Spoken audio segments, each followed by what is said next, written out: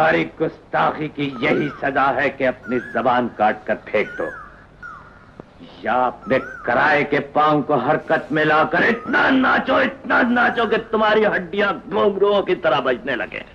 جہاں کہیں بھی جائے میرا پیار یاد رکھنا، یہ آنکھوں میں غرور ایسے بیٹھے ہیں حضور، جیسے جانتے نہیں پہچانتے نہیں، ہاں جیسے جانتے نہیں پہچانتے نہیں۔ السلام ناظرین، میں ہوں آپ کا اپنا ہوسٹ جرار رضوی۔ پاکستان فلم ڈش سے اسٹارز، ہدایت کار، مصنف، موسیقار، پروڈیوسر، کیمرہ مین جو بھی دنیا سے چلے گئے ہیں یا جو پیدا ہوئے ہیں ان کے بارے میں ہر منتھ جن کی پیدائش ہے ان کی برتھ ڈے کے حساب سے پروگرام کیا کریں گے، اور جو دنیا سے چلے گئے تو ان کی برسی کا ہم پروگرام کیا کریں گے۔ تو میں پہلا پروگرام پاکستان کے لیجنڈ محمد علی صاحب کا کرنے جا رہا ہوں۔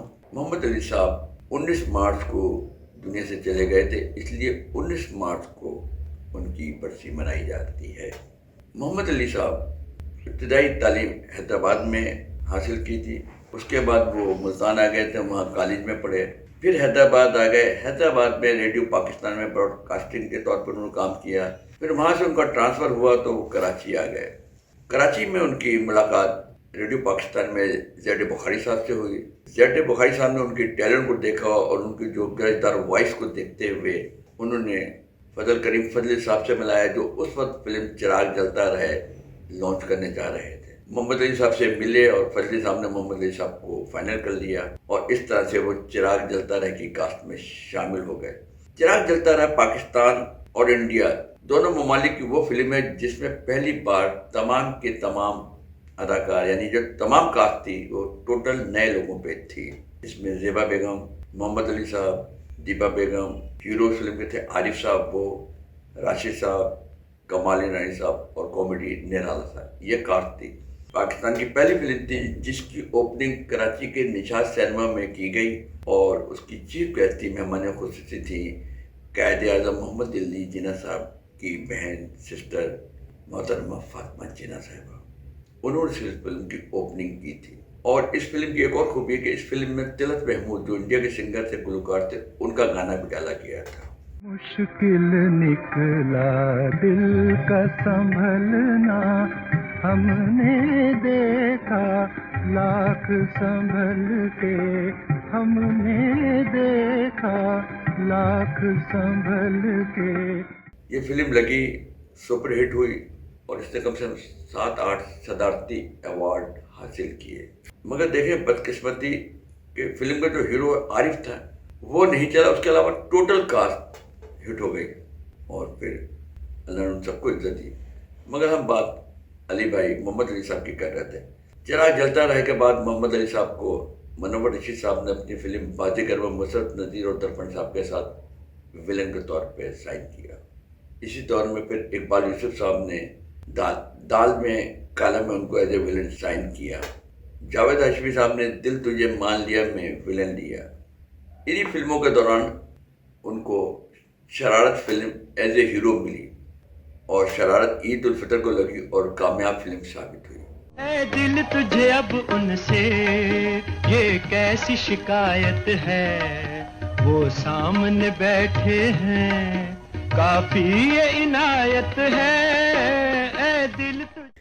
اس کے بعد ایک ان کو فلم ملی جس کے ڈائریکٹر جمیل اختر تھے اور رائٹر مصنف تھے ریاض شاہی صاحب، وہ فلم تھی خاموش رہو۔ اس فلم میں محمد علی اپنی فن کی بلندیوں پہ نظر آئے، اور یہ فلم سپر ہٹ ثابت ہوئی، اور اس فلم میں محمد علی صاحب کو نگار ایوارڈ بھی ملا۔ اس فلم کی کامیابی کے بعد محمد علی صاحب پاکستان کے کامیاب ہیروز میں آرٹسٹ سے ان کا شمار ہونے لگا، اور اس کامیابی کے بعد پھر محمد علی نے پیچھے مڑ کر نہیں دیکھا، پھر وہ کامیابی سے آگے بڑھتے رہے، اور پاکستان میں نام، مقام، شہرت انہوں نے حاصل کی۔ اقبال یوسف صاحب کی فلم تم ملے پیار میں محمد علی اور زیبا ہیرو ہیرون تھے۔ دونوں میں قربتیں بڑھ رہی تھیں، پیار بڑھ رہا تھا، मोहम्मद अली साहब ने ज़ेबा बेगम को प्रपोज किया शादी के लिए और वो इनकार ना कर सकी, वो एग्री हो गई और दोनों की शादी हो गई। ये दोनों एक दूसरे के लिए इतने लकी साबित हुए हैं कि जिसकी मिसाल में ख्याल है पाक व हिंद में कहीं नहीं मिलती। पाक व हिंद में बहुत से हीरो हीरोइनों की, आर्टिस्टों की शादी हुई है, मगर ये पाक व हिंद की सबसे खूबसूरत तरीन जोड़ी थी और इन दोनों ने कम से कम 75 फिल्मों में एक साथ हीरो हीरोइन का काम किया है। ये एक एजाज से कम नहीं है। और मोहम्मद अली साहब ने कम से कम 300 फिल्मों में काम किया। 1966 में हुमायूं मिर्ज़ा की फिल्म आग का दरिया, इसमें मोहम्मद अली ने डाकू का रोल किया था, एक मगर नए स्टाइल से। वो जो डाकू का रोल किया वो समझ लें एक अमर हो गया। इसमें शहीम आरा साहिबा तवाइफ का रोल कर रही थी और मोहम्मद अली साहब डाकू का। एक ऐसी सिचुएशन हुई है जहाँ आमने सामने दोनों आए और जहाँ मोहम्मद अली साहब ने बहुत ही गरजदार आवाज़ में एक डायलॉग था, लूटने वाला खुद माले गनीमत बनकर आ गया।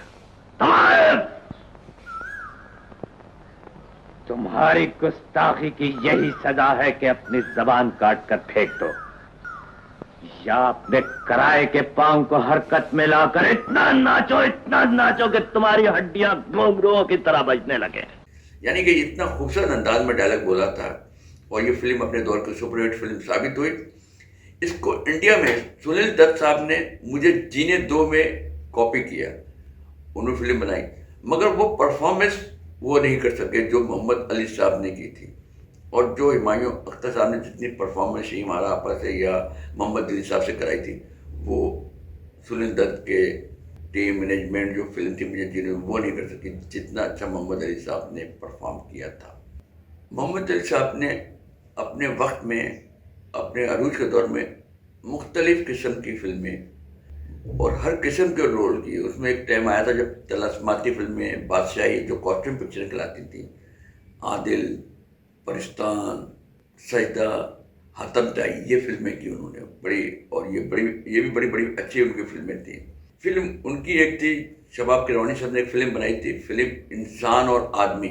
ये वो दौर था जब मोहम्मद अली साहब का अरूज था, यानी कि मोहम्मद अली साहब का अरूज था, मगर उन्होंने उस दौर में इंसान और आदमी यंग टू ओल्ड रोल किया और मैं ख्याल है वो रोल ऐसा किया कि वो उसमें वो अमर हो गया, इतना बड़ा उनकी परफॉर्मेंस थी। इसी दौरान हसन तारिक साहब की फिल्म वैशी और इंसान और आदमी में एक बिल्कुल ही अलग स्टाइल के वो एक्टर नजर आए, जहाँ से लोगों ने उनको कहा कि वर्सटाइल आर्टिस्ट है मोहम्मद अली साहब। 1973 में फिल्म साज व हिदायतकार शबाब किरवानी साहब ने एक फिल्म शुरू की, दामन और चिंगारी, जिसमें उन्होंने मोहम्मद अली, नदीम और ज़ेबा बेगम को एक साथ इकट्ठा किया और ये फिल्म ईद उल फितर को लगी और ये फिल्म भी कामयाब तरीन फिल्म साबित हुई।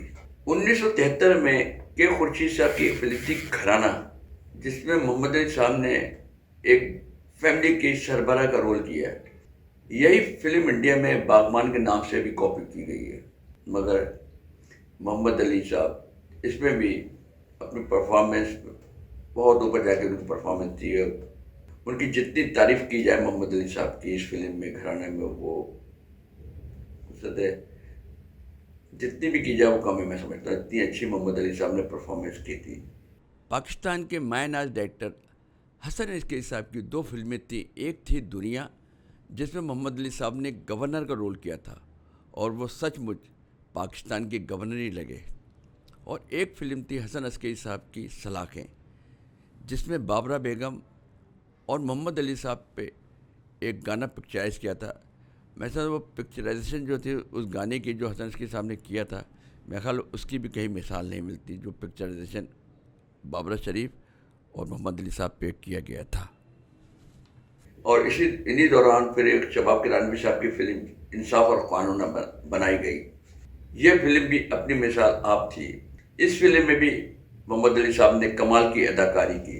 इस फिल्म में एक जज के सामने मोहम्मद अली साहब का डायलॉग था, जो वो गली में बच्चे, बड़े बूढ़े सब वो डायलॉग बोलते थे, क्योंकि उसमें मोहम्मद अली साहब बेगुनाह होते हैं, उनको 25 साल की जेल हो जाती है। जब वो आते तो अदालत में जो डायलॉग ड्रामा उन्होंने बोला है ना, مجھے میری زندگی کے 12 سال واپس دو. مجھے میری جوانی لوٹا دو. مجھے میری آرزویں اور میری تمنائیں واپس کر دو. آج میں دیکھتا ہوں کہ انصاف اور قانون میں کتنی جان. یہ ڈائلاگ تو ایسا تھا کہ بچہ بچہ اس ڈائلاگ کو بولتا تھا اور یہ فلم بھی سپر ہٹ ہوئی. محمد علی اور زیبا جی نے مل کر اپنا ادارہ کھولا. اس کا نام تھا علی زیب پروڈکشن. اس پروڈکشن کے بینر تلے 2 فلمیں ان لوگوں نے بنائی. ایک فلم کا نام تھا آگ اور ایک فلم کا نام تھا جیسے جانتے نہیں. یہ آنکھوں میں غرور ایسے بیٹھے ہیں حضور جیسے جانتے نہیں پہچانتے نہیں. ہاں جیسے جانتے نہیں پہچانتے نہیں. ان دونوں فلموں کے ڈائریکٹر ایس سلیمان صاحب تھے. 1970 میں اقبال شہزاد صاحب نے فلم شروع کری بازی. محمد علی اور ندیم صاحب کو لیا اور ان کے ساتھ پہلی بار نشو بیگم کو ایز اے ہیروئن متعارف کرایا.